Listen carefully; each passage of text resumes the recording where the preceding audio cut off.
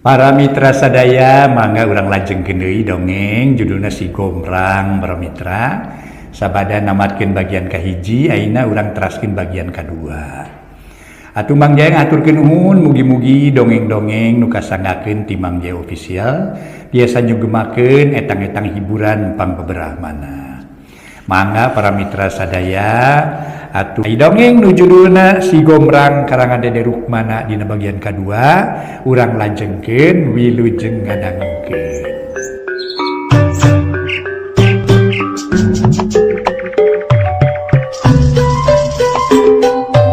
Para wargi kaum dangu, Si Gombrang ieu para wargi karangan Dede Rukmana KS. Ayeuna teh nincak bagian anu kadua.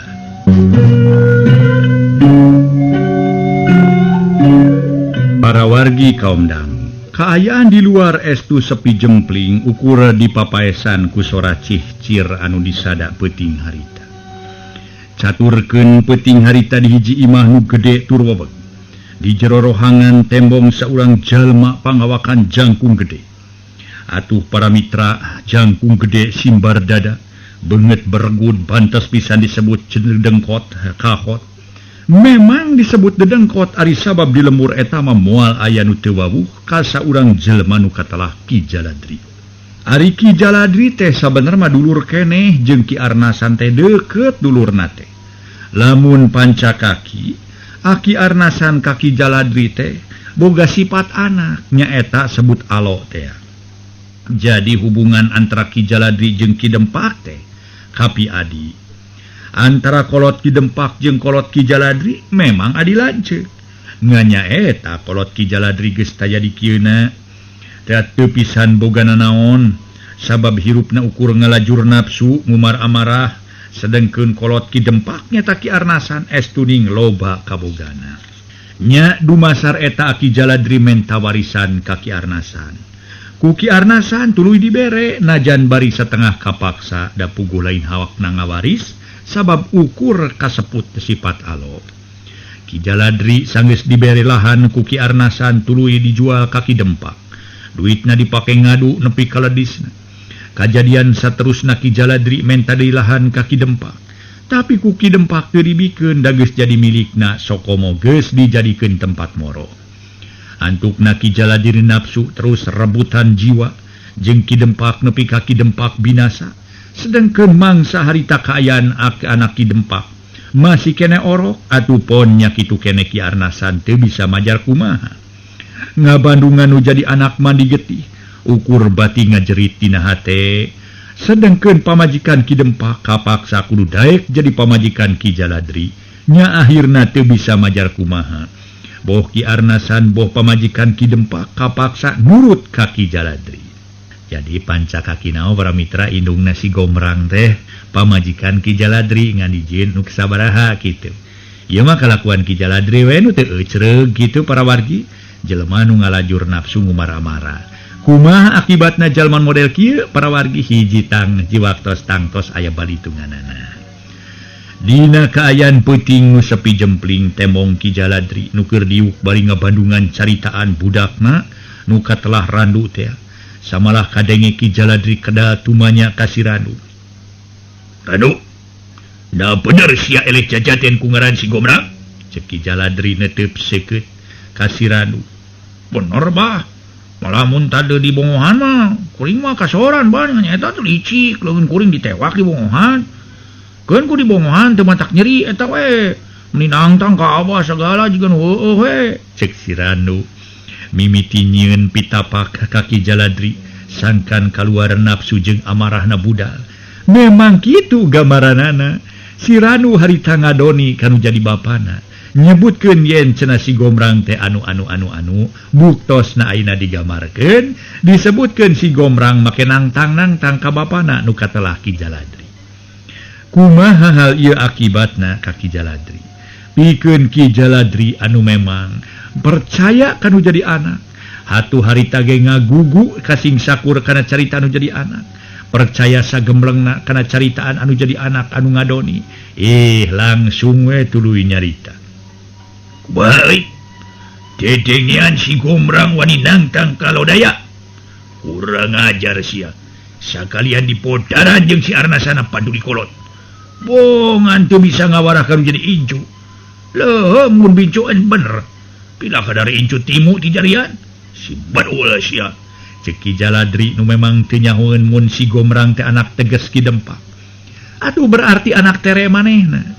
Lamun Ki Jaladri keur hohoa ka pihak Ki Arnasan sedengkeun di tempat sejen. Nyaeta di jero pangkeng rohangan imah Ki Jaladri saurang awewe. Roman beungeutna beueus ku Cimata. Si horeng nyaeta pisan pamajikan Ki Dempak. Nu harita kapaksa ku Ki Jaladri dikawin sasat musuh salakina. Teu karasa bibir eta awewe teh kedah carita. Jadi teuing. Karunya teuing ka Ki Abah Arnasan. Digoreng-goreng ke Abah Arnasan teh heueuh urut mitoha aing. Kolotna Kang Dempak nyata salaki aing duh hiji dosa nu dilakukeun ku aing baheula. Geus wani miceun orok tapi lamun teu dipikeun sasat.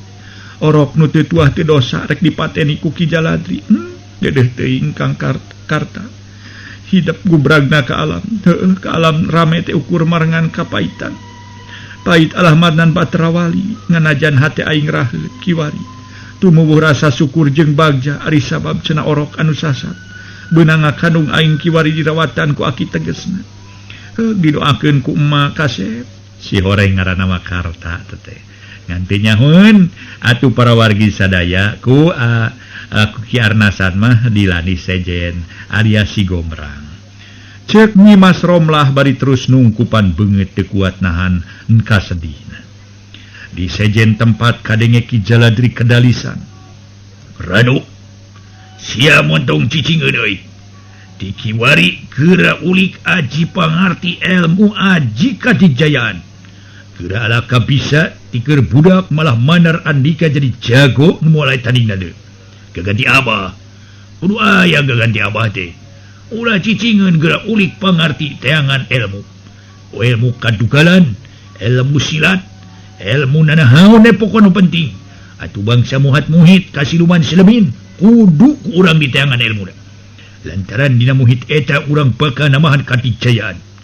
Nu matak euy, sia pokona mah kudu neangan ilmu pikeun gaganti Abah engkena. Keun perkara si Gombrang mah gampang.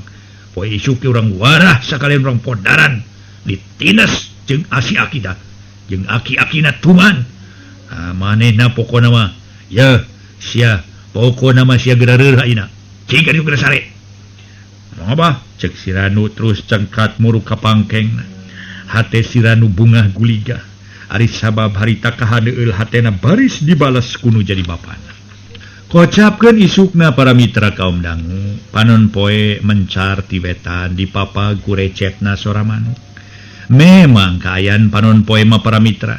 Lamun munculna ti beulah wetan ieu tanda-tanda kakawasaan Allah. Allah tarat cidra tina jangjina munculkeun panon poe ti beulah wetan. Unga poe panon poe ti beulah wetan. Ieu tanda-tanda kakawasaan Allah. Atuh para wargi sadaya, di mana panon poe geus moncorong ngahirupan sing sakur nu aya di alam dunya ieu. Anu nimulkeun kahirupan pikeun sakumna manusia anu kumelip di alam dunya. Harita para wargi kocapkeun. Atuh panon poe mencar di papa gurecetna soraman. Kaya di jelemur estu rame ku jalma-jalma nu rek marancen gawe. Balawiri nu kakaler nu kakidu nu kawetan nu kakulon. Pada mancen gawe ngalaksanakeun tugas sewang-sewangan dina ngoning neruskeun hirup di alam dunya ieu.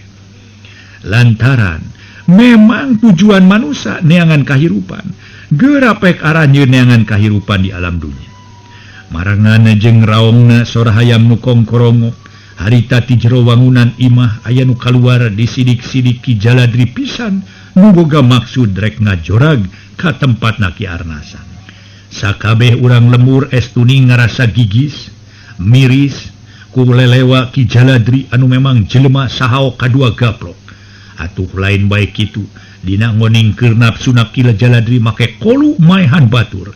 Di mana geus maehan eueuh wani nguruskeun. Lantaran memang Ki Jaladri mah jelema nu dipikasieun ku sararea. Aya nu wani-wani nguruskeun berarti kudu ngalawan ka manehna. Geus pasti serah bongkokan sarua jeung asup lauk kana bubu.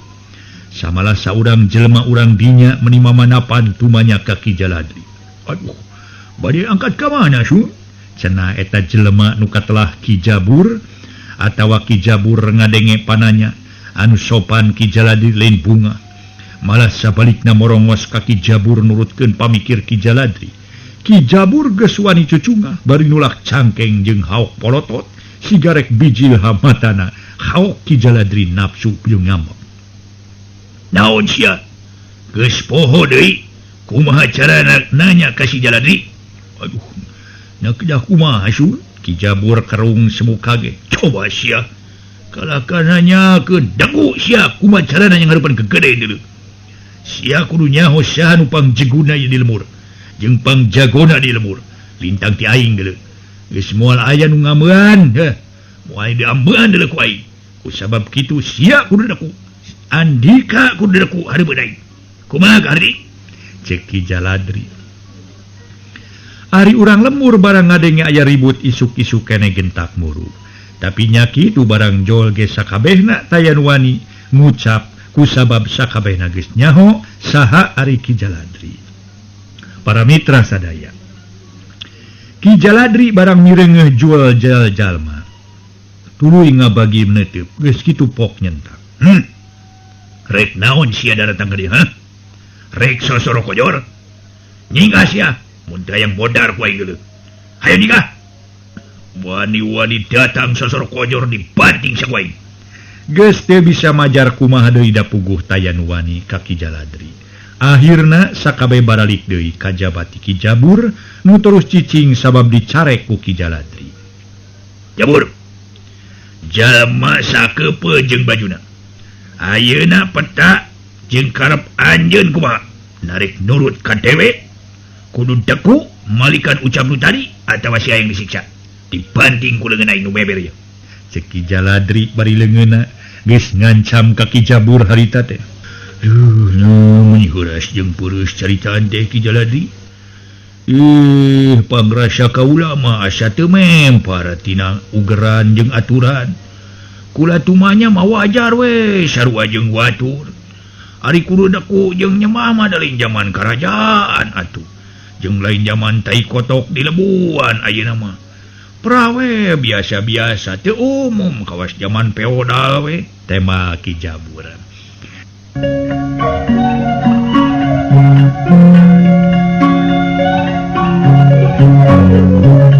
Para wargi anu mulia, kumaha atuh ketakna Ki Jaladri harita? Asa dilawan ku Ki Jabur, memang Ki Jabur nyarita mah bener. Memang kudu kitu ayeuna mah geus lain zamana, lain zaman feodal deui, lain zaman kerajaan di mana hiji somah meuni kudu para mitra nyemah-nyemah kanu jadi pimpinanana atawa kudu bekal gegeden di dinya. Ayeuna mah geus teu umum jalma teh dina kaayaan perah we biasa sakumaha biasana. Atuh lamun silih hormat teh mah aya ugeran nu tangtu dina ngoning kumaha carana silih hormat. Harita Ki Jaladri barang ngadenge caritaan Ki Jabur kitu anu siga-siga nama nantang kamanehanana, anu siga-siga nama ngalawan kamanehanana atuh tuluy nyarita bari nyentak. Teu bisa sia. Aturan dewek lain deui. Sakabeh jalma urang dia geus jadi ceklan dewek kasup sia deuleu. Teu bisa Jaladri, na dikira urang lemur ieu teh sieun kabeh ku lelewa anjeun. Teu pikeun si Jabur moal aya nu diameuan. Salila aya di jalan bener mah. Yeuh nanjeurkeun bebeneran bari ngaberantas kadoliman mah tugas manusia deuleu. Bising teu nyaho eta teh tugas manusia. Ayeuna kaula mah nanjeurkeun bebeneran nepi ka iraha ge dilawan ku kaula mah. Ulah kena-kena anika jadi jelma gagah. Ya sok sanajan jangkung moal ditarajean deuleu. Kabina-bina teuing meuni ngunghak pisan ngahina pisan kadeungeun teh. Bangsat sia. Sia geus kumaha wani nyarita kitu hareupeun dewe. Ngandung harti sia yang bodar. Tadah peureut dewe. Jalat. Ki Jaladri langsung ngukapkeun peureut nu diarah beungeut Ki Jabur. Atuh puguh we lamun segeuna mah para wargi sadaya. Harita peureupna Ki Jaladri ka beungeut Ki Jabur moal teu bencar atuh sirah Ki Jabur. Sedangkeun peureub Ki Jaladri teh bejana cenah aya kana 100 katina beratna dina ngoning ditonyokeun ka tangkal ge nepi karbah komo lamun ditonyokeun ka sirah jelema moal teu pencar atawa paeh saharita. Tapi kumaha kaki Jabur? Kita Jabur harita tuluy nyarit hampura lain cucu ngajeng calutak Jaladri. Sama lain mah kapaksa sakabeh kajahatan Anika kudu dibongkar. Ki Jabur ngareneuk terus ngagilak miceun peureup Ki Jaladi.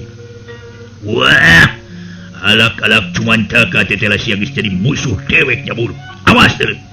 Ki Jaladri antukna jadi bener-bener kahudang rasa amarahna. Nafsu ngagedur amarah teu kawadahan. Nyaan bener-bener manehna nafsu, menigeus hayang bener-bener manehna ngerakam kaki Jabur. Lamun bisa manehna hayang nyekek terus maehan sapada harita. Kumaha akibatna? Akibatna mah dina dertarungna campuh antara Ki Jaladri jeung Ki Jabur geus teu bisa dihalang-halang deui. Itu ieu pada ngabela pamadeganana. Mun Ki Jabur sasat ngabela diri keur kapentingan balarea, sedang Ki Jaladri ukur keur mentingkeun diri pribadi wungkul, manehna hayang nanjeurkeun kakawasan di eta tempat bari ngahina ka deui. Kumaha saterasna para mitra? Dina karikatan gerakna memang Ki Jabur mibanda tata gerak jeung ilmu silat nu teu bisa dihina basa. Estuning lain kosong bolos strong atuh Ki Jabur teh santeuna atuh. Manehna ge kungsi guguru ilmu, komo kungsi masantren sagala. Malah kumaha ajengan diulik, dibere ilmu panemu jampe pamake, oge disagenengeun ilmu agama teh, ilmu keur kaprigelan ge dibere. Di antarana ilmu maenpo. Samalah Ki Jabur disagedengeun ngulik kaparigelan silat. Kabatinan ge Ki Jabur nyidem kakuatan tanaga lapisan nu kacida hebat. Da memang atuh jelema teh teu bisa ditingali kitu bae. Lantaran ai jelema teh kasebutna ge deet teu bisa dikobet atuh para mitra sadaya. Sok sanaos jelema hatena deet teu bisa dikobet. Laut jelo bisa diteleuman tapi hate jelema sok sanajan deet moal bisa dikobet. Samalah harita oge dina hiji lolongkrang nu hade, Ki Jabur mampu ngasupkeun tenggelan anu langsung ngagebros kana dada Ki Jaladri. Siu jabron dua peureup Ki Jabur dina gerakan atuh hujan silantang nengokeun kana dada Ki Jaladri. Awak Ki Jaladri ngagige greuweus oge pikeun Ki Jaladri. Umur-umuran ngajawara di lemurna kakara poe eta, map ayan mapakan kana kaluhungan ilmuna. Puguh tenggelan totong Ki Jabur, harita disusul tepus ke lengan kenca, mundur merapna ka Ki Jaladri nepi ka ngaheung. Barang jeung ngajebrodna tenggelan Ki Jabur, Ki Jaladri ngaguak awak ngagigil. Jados ya. Aduh. Kurang ajar sia. Ki Jaladri reuwas terus ngaguak. Ih, eta mah cana naon baraya. Yeuh Jaladri cana naon nu kitu mah? Kakarasa eutik teu tai kuku akan geraya rasakeun pinoan jurus nu kadua deui. Ceuk Ki Jabur mancing amarah Ki Jaladri.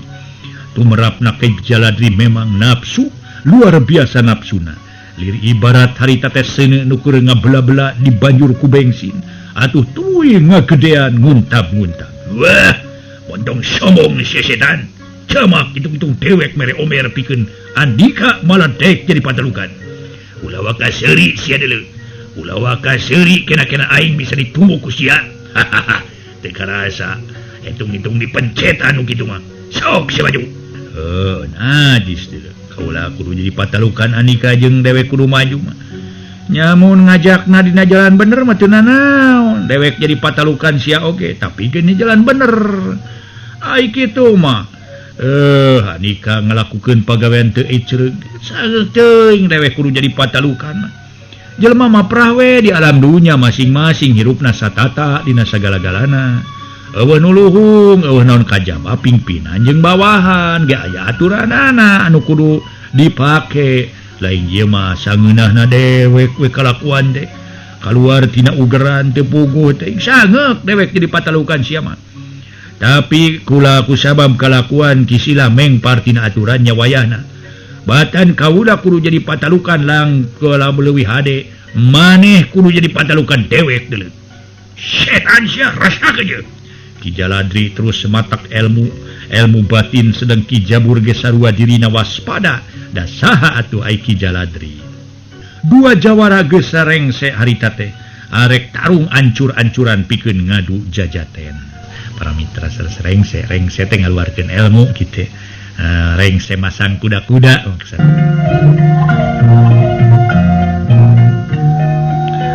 Harita dua jawara sigan rek bebeakan dina ngoning ngadukeun jiwa sigan rek ancur-ancuran. Heula sababaraha menit dua jirim ting pelesat antukna teu bisa disingkahan deui dua awak ting calabaron bantro kakuatan dina ilmu batin. Dua dampaleungeun Ki Jabur ngepang puhu ceulik Ki Jaladri sedang Ki Jabur oge teu pasti nama malati Ki Jaladri. Tak Ki Jabur keun akut tenggelan ti Ki Jaladri dina jurus tumpur ludas nu dihijikeun jeung jurus tenggel ujungan. Kumaha akibatna para mitra eta jurus tumpur ludas jeung tenggel ujungan. Senengkeun jurus eta akibatna memang hebat. Mun Ki Jabur awakna nepi ka ngarempeyak sedengkeun Ki Jaladri awakna ngajengkang ka tukang tetempoan harita ranyai kararoneng. Jabur, poe sia geus jadi musuh kula. Tur poe sia masih kena bisa hirup, tapi daguan mangsa bakal datang geuleuh. Siapakah modar kuai? Ceuk Ki Jaladri ngomong kituna teh bari terus ngejat. Karasa dua puhu ceulina meni asa torek harita dikeprak teh atuh ku Ki Jabur. Sadengkeun Ki Jabur teu pisan ngajawab tak asa semplak. Ki Jabur maksakeun hudang tapi nyaeta ku sabab rongkahna. Harita teh kakuatan Ki Jaladri nu pamustungan Ki Jabur teu inget di bumi alam. Mireungeuh kaayaan Ki Jabur kitu sakabeh urang lemur dukuh gentak muru ka Ki Jabur. Aduh, kakara poe ieu teh mong aya jalma nu wani ka Ki Jaladri. Da memang atuh kudu geus mangsana dicegah petapulah Ki Jaladri kitu teh ngarugikeun ka urang lemur. Harita ceuk Ki Odeng nyaeta bapana si Uhil sobatna si Gomrang. Tuh, nya sakige kawani dibandingkeun jeung urang mah. Usuk parayang bawa ka tempatna urang baran euy. Ayo atuh. Antukna awak Ki Jabur nu geus kapiuhan tuluy dipayang ku Ki Odeng jeung Ki Rastam.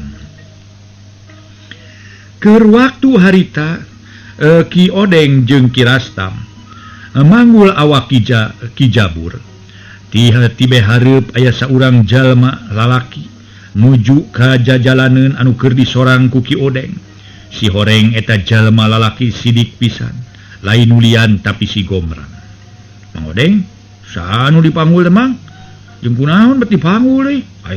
Nah juga Ki Jabur, cenah ceuk si Gomrang reuwas. Bener, ieu teh Ki Jabur jeung Gomrang. Ari jeung Gomrang nawarek ka mana tuh? Ceuk Mang Odeng. Ulan kutan teh Ki Jabur. Aduh, kusaha Mang? Kusaha nepi ka kieu Mang? Ceuk si Gomrang setengah ngarebut awak Ki Jabur. Wah, kieu lalakonna majang nyeuh. Barabat atuh Mang Rastam nyaritakeun kajadian lumangsung tarung antara Ki Jaladri jeung Ki Jabur. Dina ngoning ngadongengna estuning para mitra meni lalaunan pisan siga anu harewos lantaran manehna ge sieun lamun kadenge ku ulon-ulonna anak buah Ki Jaladri. Dahasa henteu meureun dibejakeun, lamun sok dibejakeun tinangtu mamalana berat pikeun dirina. Lantaran sahenteuna dina hiji waktu manehna baris dialapati ku Ki Jaladri. Atuh para wargi sadaya, barang barabat Mang Rastam nyaritakeun kajadianana tarung antara Ki Jaladri jeung Ki Jabur. Sanggeus tamat cacarita pok Mang Rastam mungkas obrolanana. Tak kitu jang ngalakona teh. Jadi Ki Jabur teh bantro kakuatan jeung pihakna Ki Jaladri. Kutan Ki Jaladri gelut jeung Ki Jabur. Aduh, karunya teuing Ki Jabur ayeuna mah kieu tumangnya. Keun ye Ki Jabur rek dibawa ku uing, mang duaan wayahna marulang deui we. Ngan ieu memang ye si Uhilnya ka si Uhil wayahna kudu datang ka imah uing kitu. Aya bada mikeunna nu penting. Harita si Gomrang atuh sasahat ka Mang Odeng nyaeta ka bapana si Uhil. Sasahat sangkan si Uhil nepungan. Nya uga atuh rek kitu majang. Jawab nu duaan bari terus duanana marulang deui. Sanggeus masrahkeun heula Ki Jabur ka si Gomrang. Saditinggalkeun anak Mang Rastam katut Ki Odeng si Gomrang nyarita sorangan. Kurang ajar bawalak si Jaladri duh. Wah, waras ya awas rasakeun sia cek si Gombrang para mitra bari terus muru ka imah Ki Jabur nu aya sisieun lemur duku. Poe tuluy nyerelek waktu tuluy lumaku marengan jeung muterna alam nu terus muter. Teu karasa beurang kaganti ku peuting poe atuh peuting kaganti ku beurang. Harita peti poe ka poe ti minggu ka minggu peuting nu jempling ukur di papaesan ku sasatoan jeung dicaangan ku rapangna bentang-bentang di barung ku sorotna bulan mun kabeneran keur bulan moncorong. Di tempat Ki Jaladri peuting eta Ki Jaladri henteu duaan tapi rempeg jeung anak buahna. Aya nu ngaran si Odong minangka jalma kapercayaan Ki Jaladri. Peuting eta hadir nohonan parentahna Ki Jaladri. Lantaran lamun disebut rapat teh mah harita teh gempungan nu disebut rapat pleno. Rapat pleno cenah para mitra. Teu lila kadenge Ki Jaladri muka carita. Tetepna seukeut ka sakabeh anak buahna di dinya. Hiji-hiji dipencerong, hiji-hiji ditingali, hiji-hiji ditaliti ku Ki Jaladri. Dina ngeuning mencerongna ka anak buah atuh kabeh ge nuwasa kudu adu tetep jeung Ki Jaladri kabeh ngeluk tungkul.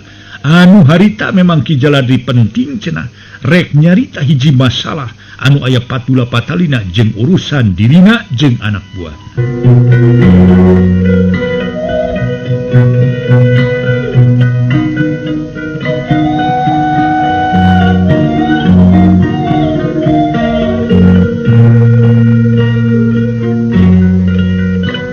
Para mitra kaum dangu teu lila kadenge Ki Jaladri muka carita tetepna seukeut ka sakabeh anak buahna. Sakabeh anak buah dewek andika mangka kudu ngarti naon pangna diondang lain dina mangsana. Dewek kapaksa ngondang ilain kabeh ari sabab kapaksa. Kapaksa dewek rek minta tanaga bantuan ti sia ka asup anak dewek nu ngaran si Ranu. Nu kiwari si Ranu geus lain budak deui tapi geus dilapis ku ilmu kakuatan rongka. Ngan sacana ilain nyaho pangna dipanggil peuting ieu. Cek Ki Jaladri ngabagi paneuteup ka sakabeh nu aya di eta tempat. Si Odong terus kedal ucap. Upami teu lepat salira mareyogikeun tanaga bantuan dumasar aya saurang jelema nu tos bantu cucungna ka salira. Nu teu payus dipayunan ku salira kitu maksud teh? Cek Ki Odong. Bener euy. Bener. Bener pisan tetela andika payus disebut wawakil kula Odong. Ayeuna kieu de. Dewek rek meripati ka arandika sakabeh. Peuting ieu keneh ontrong imah si Arnasan terus datangan imah si Jabur. Kabeh podaran ka asup si Gombrang. Nu kabeh pokona mah tong aya nu disesakeun. Kumaha si lain sanggup palaksanakeun pancen ti dewek ha? Jeung hampura euy caritan. Pokona mah dewek ieu lamun kurangna mata kaharti ku si lain. Lantaran dewek keur diguru ku neuseuh nafsu anu ngakedur. Lantaran nafsu dewek luar biasa. Lantaran kungsi dewek tarung jeung ngaran si Jabur. Cek Ki Jaladri bari netep ka Ki Odong. Memang antara tarungna jeung Ki Jabur geus aya kana belasna poe. Geus lila para mitra malah mungkin aya bulana. Tapi nafsuna Ki Jaladri teu leungit-leungit. Dina ngoning manehna marentah ka anak buahna. Hahaok teh lain bobodohan memang geus biasana kitu atuh. Lah, percayakeun we ka si Odong. Moal nguyang tanaga peuting ieu keneh nu disebatkeun peuting ieu keneh teh baris ngalayang jiwana kabeh ge bah tenang we lah. Syukur we mun kitu. Tah, jigra ari dieu wayahna kudu beunang ka ala kabeh tong anu disesakeun. Podaran kabeh caremkeun kabeh hancurkeun kabeh mun tong anu disesakeun. Cek Ki Jaladri. Atuh geus kitu mah pihak anak buah Ki Jaladri nu dipingpin ku Ki Odong kebat ngajugjug ka lembur anu pangheulana ngadatangan imah Ki Arnasan. Sedengkeun Ki Jaladri sanggeus ditaringalkeun ku anak buahna kebat Ki Jaladri nuju ka pangkeng Mas Romlah. Nyi Mas Romlah. Sadatangna teh ret Ki Jaladri ka Nyi Mas Romlah nu keur diuk bari ngalamun. Baku siai geus saluman lamun teh. Mikiran naon ha? Mikiran geus modar. Oh balik deui si Dembak Badu. Jadi cacing ayeuna ge. Ayeuna mah kieu we Nyi Mas Romlah. Ti poe isu kurang kudu pindah tempat euy. Sabab naon kiwari mimiti pariji jelema-jelema nu ngakalakeun ka pihak urang. Ku ayeuna tarung jeung pihak Ki Jabur Ia nimbulkan hiji masalah lumatak meni urang pindah ke tempat sejen. Urang nyin tempat anyar, urang nyin paguron anyar dirinya. Urang ngawangun kekuatan. Harita ceki Jaladri. Waktos nasib.